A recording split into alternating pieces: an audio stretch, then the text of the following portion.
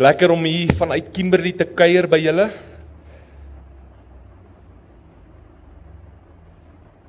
Ek het 'n woord wat ek met jou wil deel en ek dink dit gaan jou 'n bietjie challenge dalk. Maar kom ek lees vir julle Psalm 34. As jy jou Bybel het, is jy welkom om saam oop te maak, maar ek gaan hom vir jou lees uit die Nuwe Lewende Vertaling uit. Psalm 34 sê die volgende, dis Dawid wat skryf, hy sê, ek sal te alle tye die Here loof. Sy lof sal altyd op my lippe wees. Ek sal net in die Here roem. Die nederiges sal dit hoor en hulle sal bly wees. Kom verheerlik die Here saam met my, laat ons sy naam saam prys. Ek het tot die Here gebid en hy het my geantwoord, hy het my bevry van alles waarvoor ek bang was. Hulle wat opsien na hom sal straal van vreugde, op hulle gesigte is daar geen skaamte nie. Hierdie ellendige mens het geroep en die Here het gehoor. Hy het hom uit al sy benoudheid gered. Want die engel van die Here hou wag oor almal wat hom dien en hy red hulle. Beproef en sien dat die Here goed is, geseënd is die persoon wat op hom vertrou. Een van die liedjies wat ons oor hierdie naweek gesing het, en is die liedjie wat ons toe nou aan die begin vanoggend gesing het, voordat haar gedoop is die liedjie Roem in die Here. Is 'n liedjie wat ons self geskryf het daar in Kimberley, en vir die wat nou nie gister hier was nie, en wat dalk weer daarna wil gaan luister, jy kan hom gaan soek op YouTube, of op iTunes, of op Spotify, hy is daar, Roem in die Here, saam met ons ander liedjies wat daar is. En hierdie lied kom net so uit Psalm 34 uit, waarvan ek nou so pas vir julle 'n gedeelte gelees het.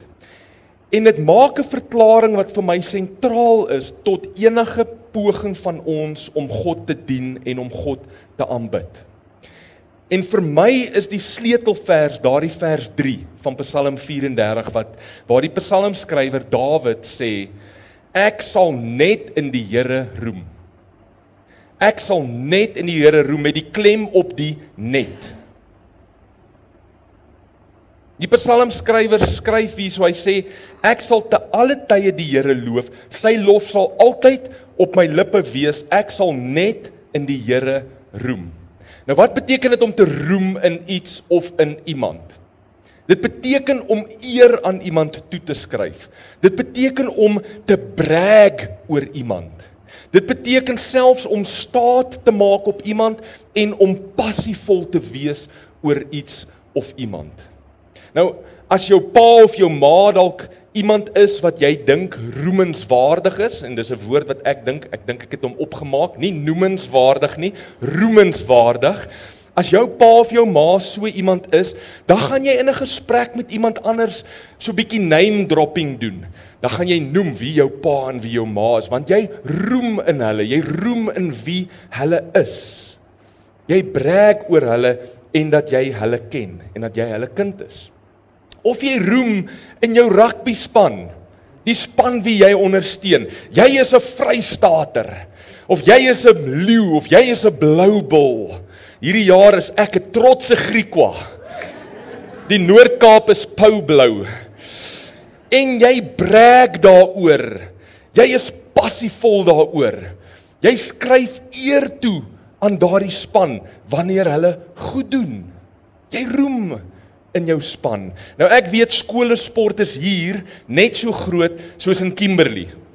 My seuns, my jongste seun maak nou klaar by Newton Laerskool en my oudste seun is in Diamantveld. En ons neem elke jaar deel teen skole van Bethlehem, Jordania en Trydakestel en dan natuurlik Voortrekker en Witteberg. En ek sien langs die velde en langs die bane hoe ons ondersteuners roem in die skool waarin jou kinders is. Jy roem in jou span, jy brag oor jou span en jy's passievol oor hulle. Baie ouers roem in hulle kinders. Jy mag dalk baie passievol wees oor jou kinders se prestasies. En jy post dit op Facebook. En jy brag oor jou kind. Want jy roem in jou kind. Natuurlik kan jy in jouself ook roem, né? Jy kan roem in jou opvoeding. in wat se grade jy dalk het. En die feit dat jy in 'n sekere skool dalk was en jy roem daarin. Jy kan roem in jou rykdom, jy kan roem in die kar waarmee jy ry. Ek ry 'n Ford of ek ry 'n Toyota. Jy kan daarin roem, jy kan daaroor brag. Die ding wat egter baie maal gebeur wanneer ek roem oor hierdie goed, is dat ek my identiteit daarin begin vind. Hoor mooi. Ek begin my waarde koppel aan hierdie goed waarin ek roem. Jy hoef nie amen te sê nie, maar jy kan eina sê. Ek roem in wie my ouers is. Nie bloot omdat ek trots is op hulle nie, maar omdat ek begin glo dat wie hulle is my 'n beter persoon maak. Ek brag nie meer net oor my rugbyspan of oor my skool uit sportmanskap en goeie skoon pret nie. Nee, ek begin dink dat ek regtig beter is as jy, want die span wie ek ondersteun het die span wie jy ondersteun gewen. Nie een van ons was op die veld gewees nie, maar ek ondersteun die span wat gewen het en daarom is ek beter as jy.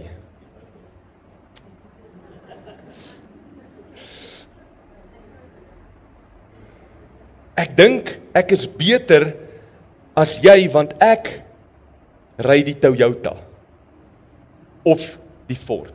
En ek dink actually ek is beter as jy as gevolg van daai feit. Ons almal doen dit en dit het al so deel van ons kultuur geraak dat dit ons identiteit vorm. Hoe jy oor jouself dink. Dit grens soms selfs aan aanbidding. Ons aanbid daai goed waarin ons roem. Die feit is dat al hierdie aardse, tydelike goed waarin ons roem eintlik spookasem is. Dis eintlik net 'n huisie van kaarte. Dit is eintlik sand. En sand is goed vir baie goeders, maar is nie goed om jou huis op sand te bou nie. Dis nie goed om jou identiteit op sand te bou nie. Want een of ander tyd kom die storms, een of ander tyd kom die realiteit van die lewe en sand is nie 'n fondasie nie. Hierdie is goed wat nie roemenswaardig is nie. Dit is nie goed waarop ons passie in die lewe moet vestig nie. Dis nie goed wat waardig is van ons aanbidding en ons toewyding nie. Die psalmskrywer hier in Psalm 34, Dawid, sê, ek sal net in die Here roem. Hy vind dat net die Here is waardig om roem aan toe te skryf. Hy vind net die Here is die moeite werd om oor te brag. Net die Here is waardig om op staat te maak. My waarde lê net in die Here. En op die ou end, en bo alles, is ek passievol oor die Here. As Dawid wou, kon hy oor baie tydelike, aardse goed gebrag het. Hy kon oor baie van daai goed geroem het. Dawid kon geroem het oor die feit dat hy Goliat doodgemaak het. Hy kon geroem het oor die feit dat hy 'n leeu en 'n beer doodgemaak het. Hy kon geroem het in sy vele militêre suksesse. Hy kon geroem het oor die feit dat hy koning is. Hy kon geroem het oor die baie mooi liedjies wat hy geskryf het en hoe goed hy op die harp kon tokkel. Maar hy sê hierdie goed is nie waardig om op te roem nie. Hy vind dit net waardig om in die Here te roem. Dit is nie slegte goed daai nie. Dis nie slegte goed nie. Maar dit is nie die moeite werd om my identiteit op dit te bou nie. Om my waarde in dit te vind nie. Om my passie aan dit te bind nie. Selfs wanneer hy vir Goliat sê dat hy al 'n beer en 'n leeu doodgemaak het, né? Julle kan dit weer gaan lees wanneer hy vir Goliat in die oë staar en sê ek het 'n beer en 'n leeu doodgemaak, maar wat sê hy? Hy sê dit nie soos asof hy dit gedoen het nie. Hy sê die Here wat my die krag gegee het om 'n beer en 'n leeu dood te maak, gaan my nou ook die krag gee om jou te verslaan. Hy roem in die Here. Hy roem nie in sy eie vermoëns, in sy eie krag nie. Daarom is dit vir Dawid baie maklik om die Here te loof. Daarom kan hy sê, die lof van die Here is altyd op my lippe. Dit kom natuurlik, want hy roem in die Here. Daarom kom dit vir hom natuurlik om die Here te aanbid, om die Here altyd te prys, om passievol te wees oor die Here. En daarom het hy soveel lofliedere geskryf, want sy God is waardig om in te roem. Hoekom sukkel ons soms om die Here te aanbid? Hoekom sukkel ons om passievol oor die Here te wees? Baie prakties.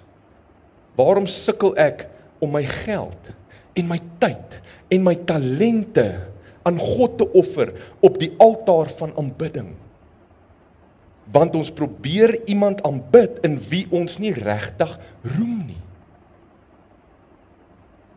Ons wil God aanbid, maar ek roem eintlik in iets anders. Sien julle dit?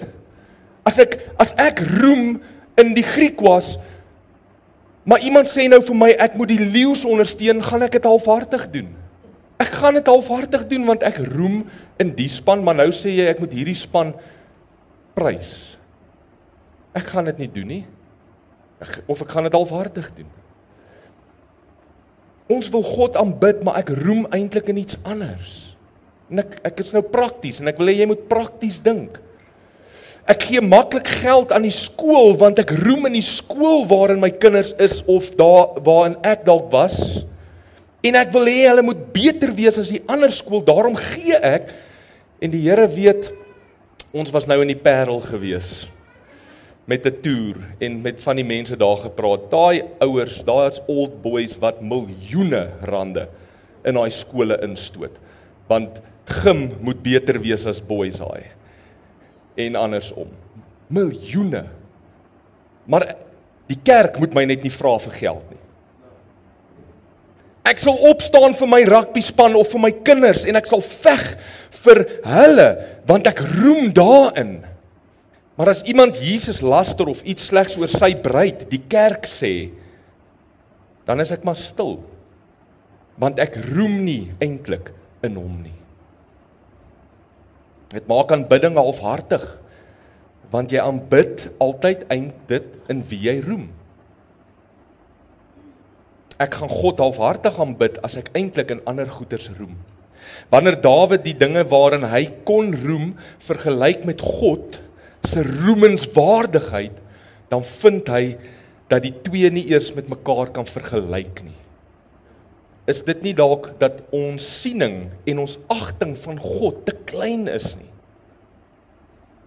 Ek gee vir jou 'n voorbeeld, iemand wat met daar by ons is daar 'n tuisnywerheid, daai hulle byk, en hulle bak fenominale koeke.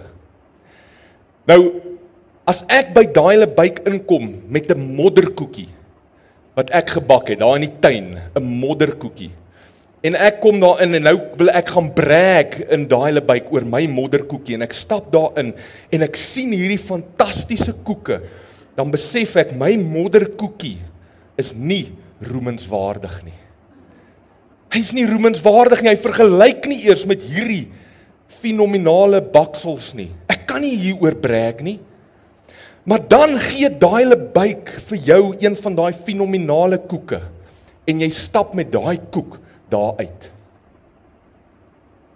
Jy los die modderkoekie, jy gooi hom weg, jy stap met hierdie massiewe, fenominale koek daar uit, en nou loop jy met hierdie koek, en nou kan jy een van twee goed doen, met hierdie pragtige daai hulle byk koek wat jy het. Jy kan of rondloop en brag oor hierdie fantastiese koek wat jy gebak het, maar jy weet dis nie waar nie. En almal wat na jou kyk weet ook dis nie waar nie. Maar hulle is te ordentlik om dit vir jou te sê.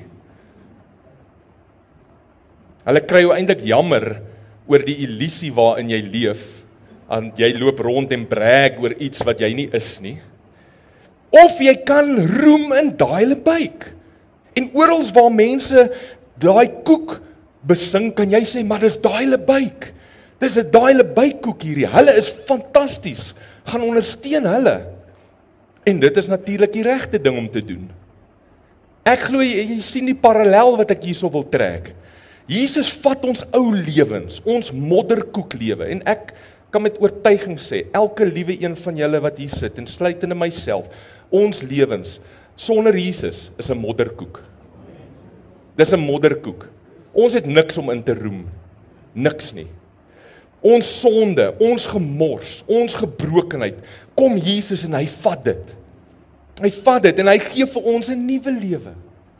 Hy maak ons 'n nuwe skepping. Die ou dinge is verby, alles word nuut. En ons laat gaan daai ou modderkoek lewe wat ons gehad het. En nou behoort ons as volgelinge van Jesus, as disippels van Jesus, rond te loop en in die Here te roem. Oral waar ons kom. Dit behoort op ons lippe te wees die heeltyd. Dis wat 'n Christen doen, want ons weet alles wat goed is oor my is te danke aan God. Ek is 'n nuwe skepping te danke aan hom. En ons besef dis 'n illusie om rond te loop en in onsself te roem.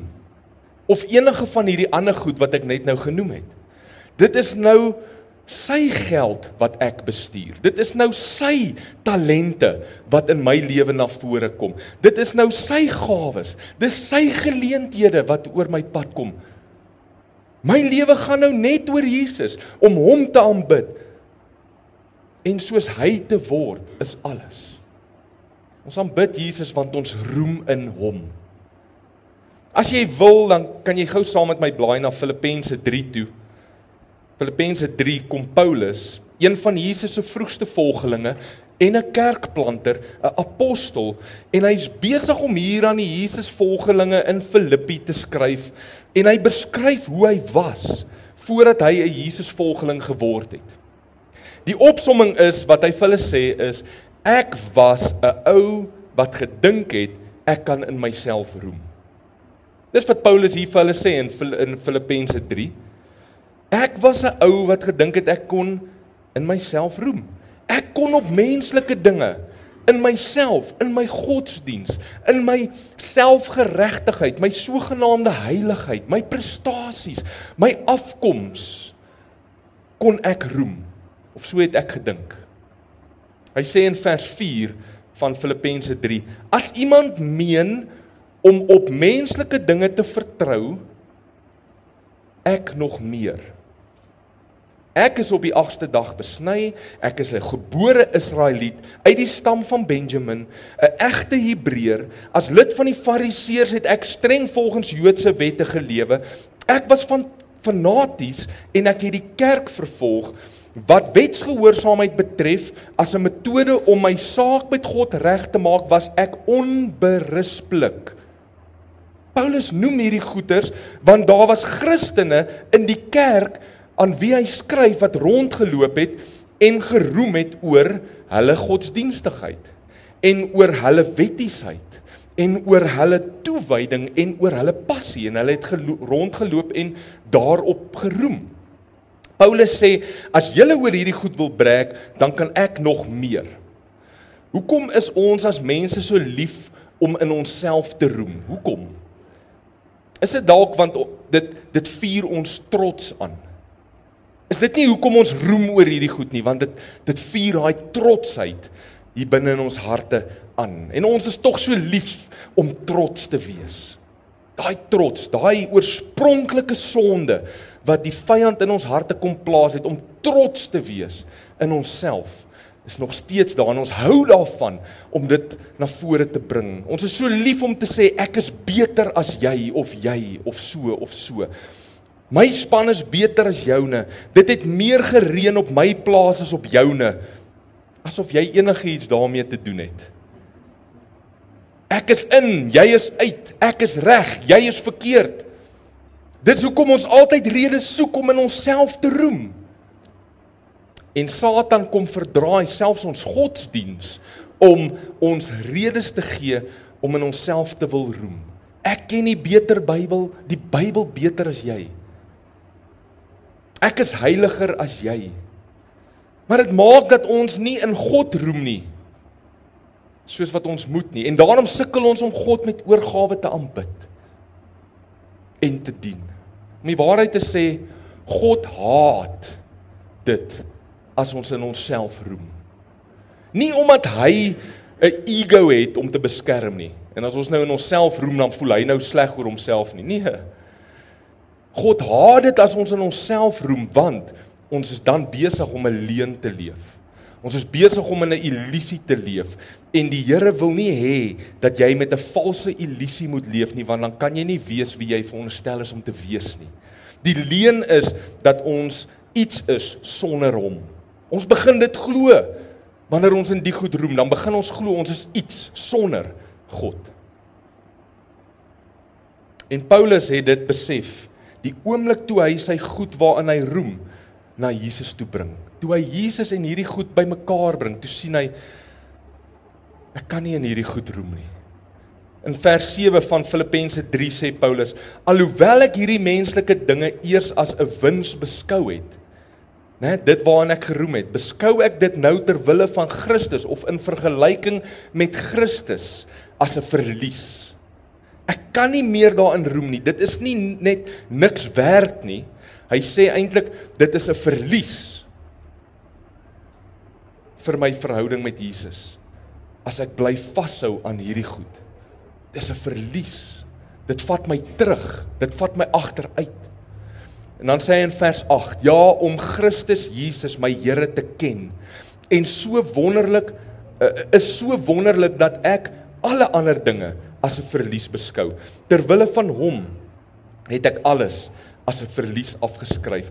Ek beskou dit as gemors, sodat ek Christus as wins kan verkry, en een met hom kan wees. Ek probeer nie langer my saak met God regstel deur die wet te gehoorsaam nie, maar deur in Christus te glo. Deur die geloof stel God ons saak met hom reg. Ja, hy sê eintlik, ek roem nou net in Jesus. Jesus is die wins. Jesus is die een in wie my saak met God reg is. Jesus is die een wat nou my identiteit en my waarde bepaal. Jesus is die een in wie ek nou brag.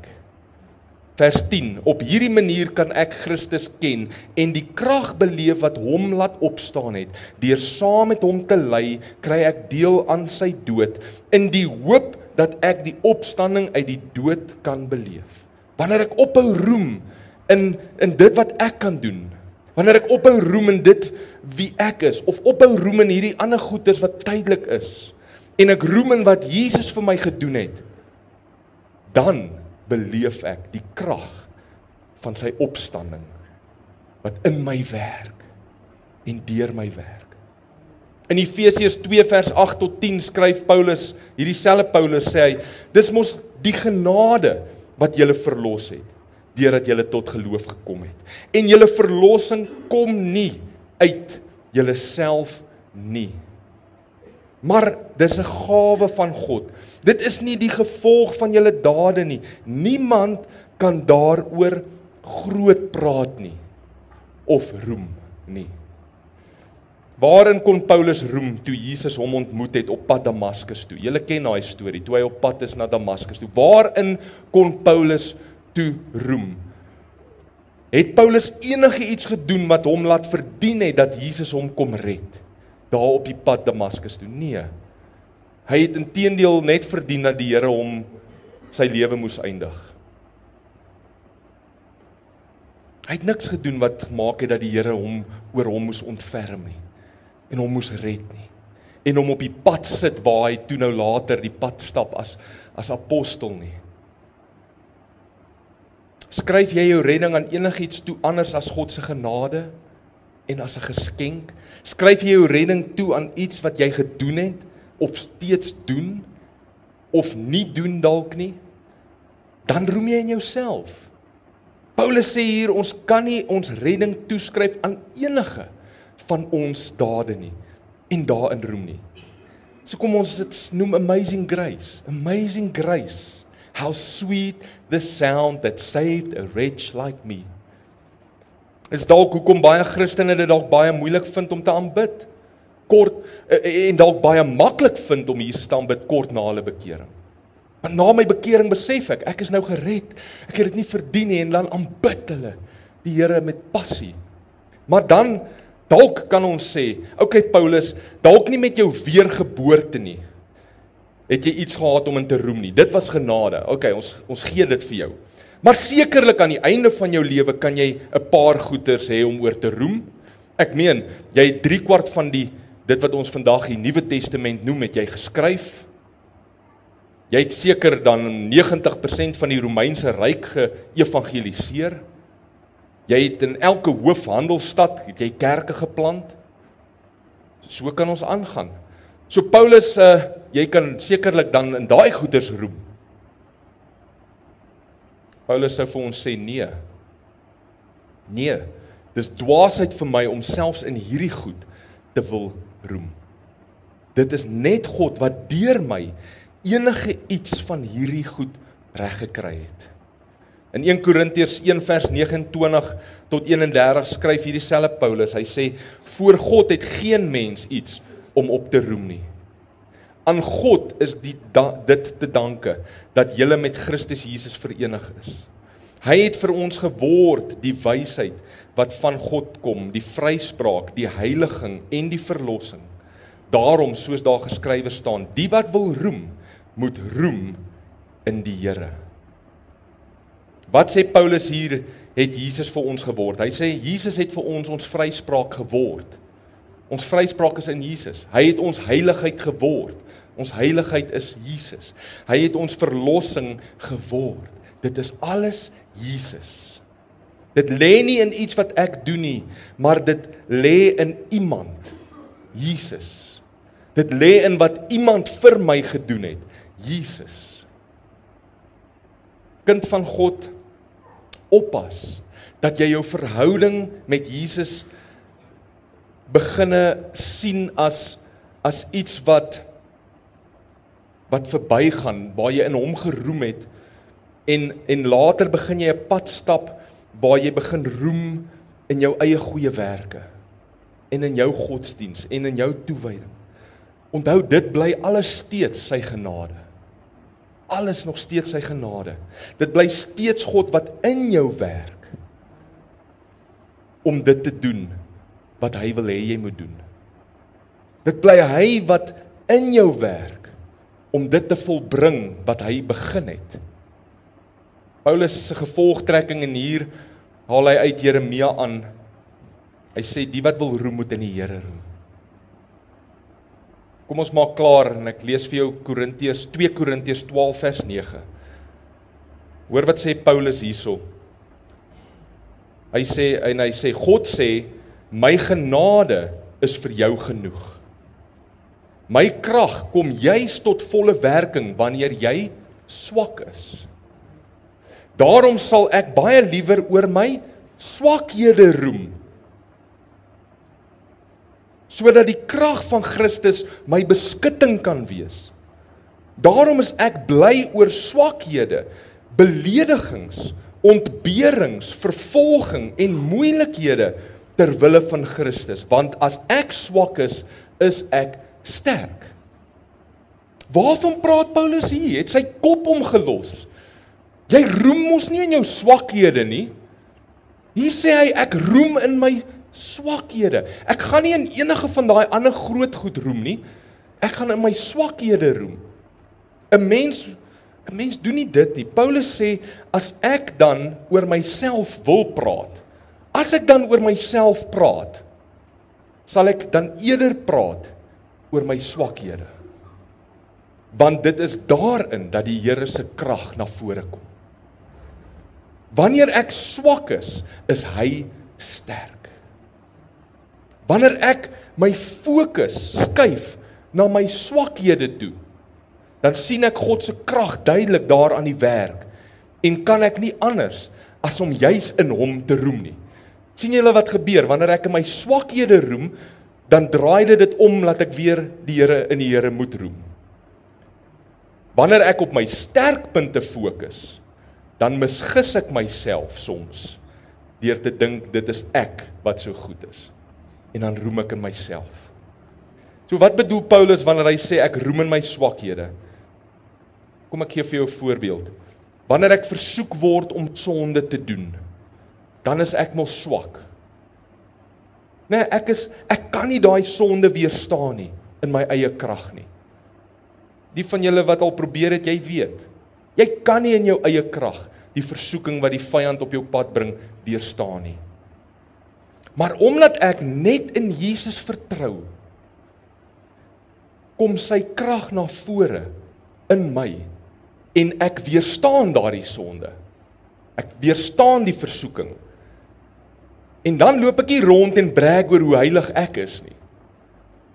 Nee, ek is eerlik. Ek sou oor die tou getrap het. Ek sou my vergryp het as dit van my afgehang het. Maar in daai swakheid het ek staat gemaak op God se krag in my en het ek nie ingegee tot die versoeking nie. In my swakheid kom sy krag na voorskyn en ek roem in hom. Ek kan vanoggend hierso staan en ek kan staat maak op die feit dat ek al oor die 20 jare pastoor is. Ek het al honderde preke gepreek, dalk duisende. Ek is al oor die 20 jare worship leier en ek kan vanoggend hier staan en op dit staat maak. Maar dan maak ek staat op my krag. Dan maak ek staat op my vermoë en wat doen ek dan? Dan roem ek eintlik in myself, want dan as dit die geval is, dan loop ek hierso uit en ek ry huis toe en ek dink, "Jesus Corneille, jy het dan maar goed gepreek vanoggend. Jesus Corneille, jy het dan maar 'n talent." Ek roem in myself. Of ek kan nie voorstaan weer vanoggend en sê, Here, nie ek nie. Ek weet waar U my gaan uithaal het. Ek weet hoe U elke dag my in my swakhede moet kom versterk. Want anders is ek môre in die gutter. So waarin kan ek roem? Nie in myself nie, net in die Here. Dieselfde geld vir jou. In jou besigheid, in jou boerdery, in jou talente, selfs in ons kinders se talente en al daai goeders, het ons met hierdie ding te doen. Gaan ek in myself roem? Gaan ek in my ervaring roem? Gaan ek in my vermoëns roem? Die feit dat my kind goed doen, is God se goedheid. Die feit dat my besigheid goed doen, die feit dat ek geleenthede kry, die feit dat dit reën op my plaas, die feit dat dinge in plek, wat ook al, dis die Here. Die feit dat ek 'n pad met hom kan stap, die feit dat ek staande bly teen die versoekings, al daai goeders, dis te dank aan die Here. Dis te dank aan die Here. En dan in plaas van om te brag daaroor en te dink ek is beter as iemand anders, aanbid eerder God vir daai goeders. So mag die goeie goed wat met jou gebeur, mag die goed waarin jy graag wil roem, eerder maak dat jy God aanbid.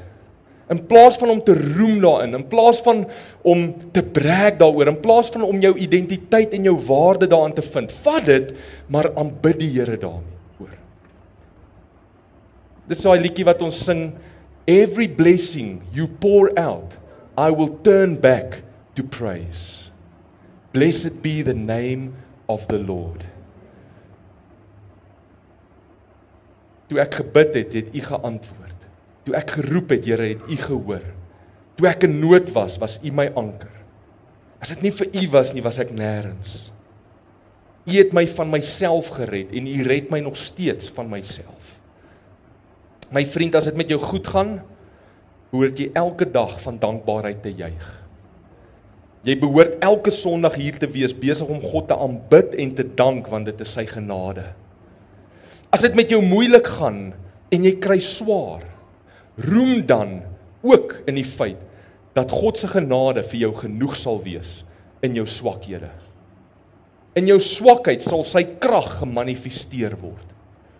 Mag hierdie gemeente oorloop van aanbidding en van passie, omdat julle net in die Here roem.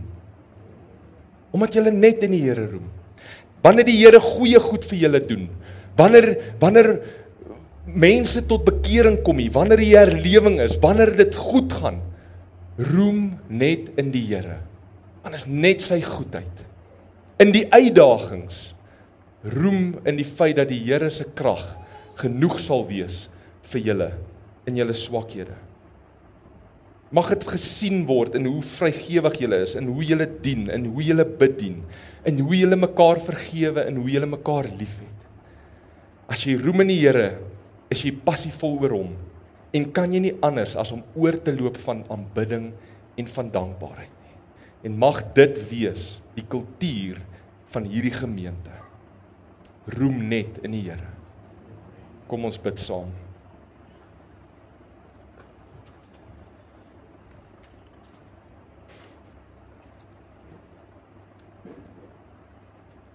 Here Jesus, ons kom as gemeente vanoggend en ons verklaar, ons roem net in U en ons sal net in U roem. En ons sê terselfdertyd, Heilige Gees, help ons om net in die Here te roem, want ons kan so maklik roem in ander goed. Ons kan so maklik roem in onsself. Ons kan so maklik trots wees, ons kan so maklik ons fokus skuif.